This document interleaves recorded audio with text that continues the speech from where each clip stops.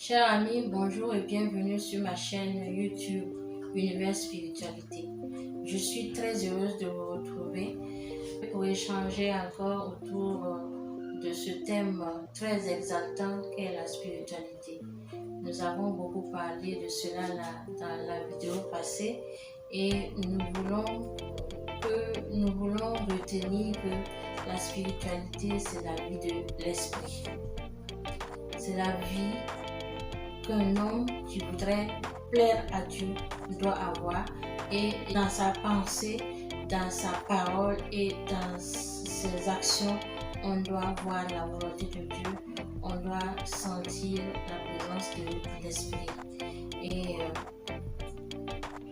pour agir, cet homme aura à rechercher la manière la plus spirituelle pour agir, et pour parler, il aura aussi à utiliser les paroles les plus spirituelles, l'esprit des paroles, et dans sa pensée, il sera un avec le Père.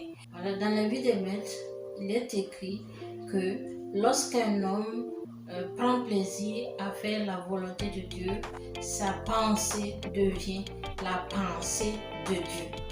Ce n'est plus cet homme qui pense, mais c'est Dieu qui pense à la place de cette personne. Et tout homme qui agit de la sorte ne peut connaître l'échec dans sa vie. C'est rechercher la manière la plus spirituelle pour agir.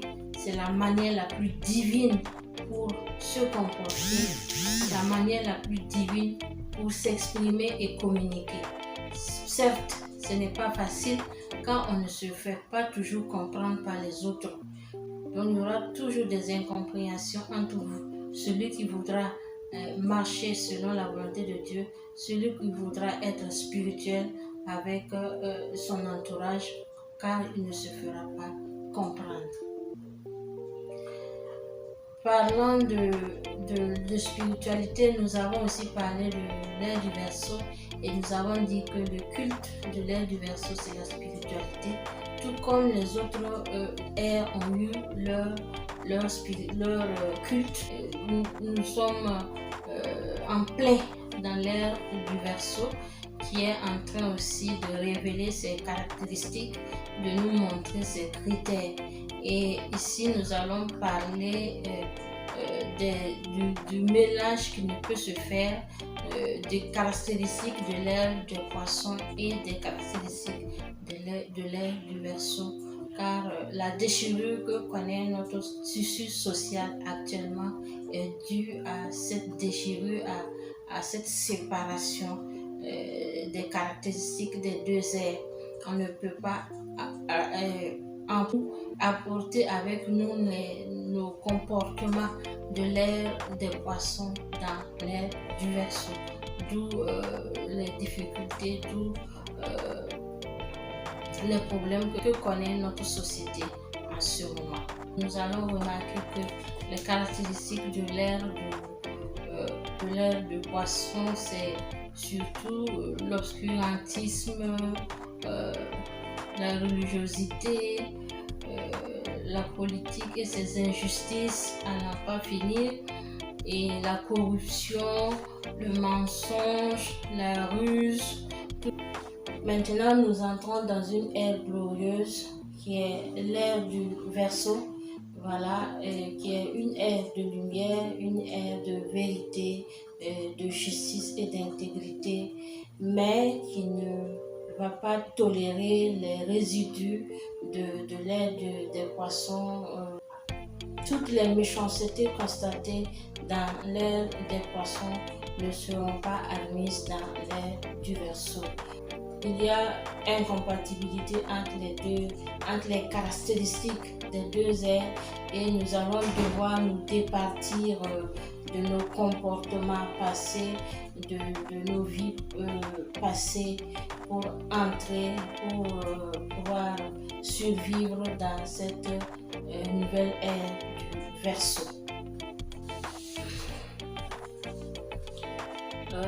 Cela fait plus de 10 ans que nous nous avons entrepris des démarches auprès de nos autorités, voilà, toutes sortes d'autorités, les autorités coutumières, traditionnelles, religieuses et politiques pour expliquer les caractéristiques de la nouvelle ère et expliquer aussi pourquoi nous devons changer de comportement.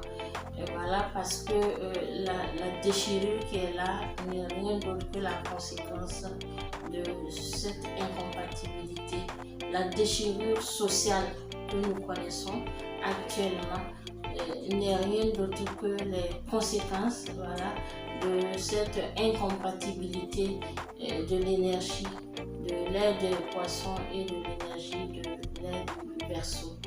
Voilà, je ne sais pas si c'est parce que je suis une femme que je ne suis pas écoutée, mais on devrait savoir que nous sommes une société matriarcale depuis l'Égypte antique et que les femmes ont toujours joué un rôle très important dans les changements d'air, dans les changements